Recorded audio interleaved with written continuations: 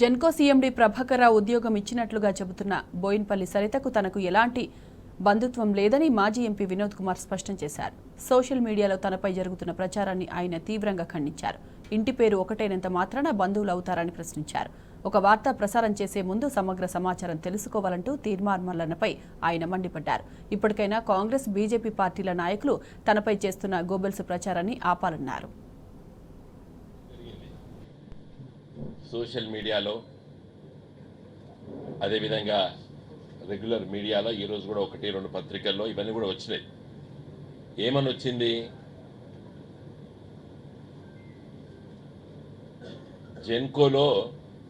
జెన్కోనో ట్రాన్స్కోనో తెలియదు, మన సిఎండి ప్రభాకర్ రావు గారు ఒక అమ్మాయికి ఉద్యోగం ఇచ్చిండ్రు. మరి ఆమె జీతభత్యాలు తీసుకొని ఇంట్లోనే ఉన్నది. ఆమె పేరు బోయినపల్లి సరిత. ఈవిడ బోయినపల్లి వినోద్ కుమారు మాజీ పార్లమెంట్ సభ్యులు, టిఆర్ఎస్ పార్టీలో ఒక ప్రముఖ నాయకుడు. ఈ విధంగా చేసిండు, వాళ్ళ చుట్టాలకి ఇప్పించుకున్నాడని చెప్పి తీన్మార్ మన్నల్ల గారు క్యూ న్యూస్లో ఉదయం పూట మాట్లాడిండట. అది చూసి బీజేపీ పార్టీ సోషల్ మీడియా వాళ్ళు, తదనంతరం కాంగ్రెస్ పార్టీ సోషల్ మీడియా వాళ్ళు దాన్ని విస్తృతంగా వైరల్ చేశారు. ఇది ప్రపంచం మొత్తం తిరిగి వచ్చింది. ఎందుకంటారంటే నాకు నా మిత్రులు,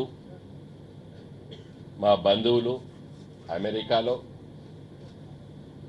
ఇంగ్లాండ్లో, ఆస్ట్రేలియాలో నా మిత్రుడు ఆయన బిడ్డ డెలివరీ కోసం అయితే వాళ్ళ భార్యాభర్తలు వేరు. అక్కడి నుండి నా చిన్ననాటి క్లాస్మేట్ న్యూజిలాండ్లో సెటిల్ అయ్యాడు. వాళ్ళు అందరు ఫోన్లు చేశారు, వినోద్ నీకు అన్న లేడు కదా, మరి ఈ అన్న ఎక్కడ వచ్చిండు, ఈ అన్న బిడ్డ ఎక్కడి వచ్చింది వినోద్ అని అడిగాను. నేను చెప్పిన ఇదంతా కూడా పచ్చి అబద్ధాలు, నేను తీవ్రంగా రేపు ఖండిస్తున్నానని చెప్పి కూడా నా మిత్రులకి, మా కుటుంబ సభ్యులకు చెప్పడం జరిగింది. ఆ అమ్మాయి నాకేం సంబంధము? Can you prove it?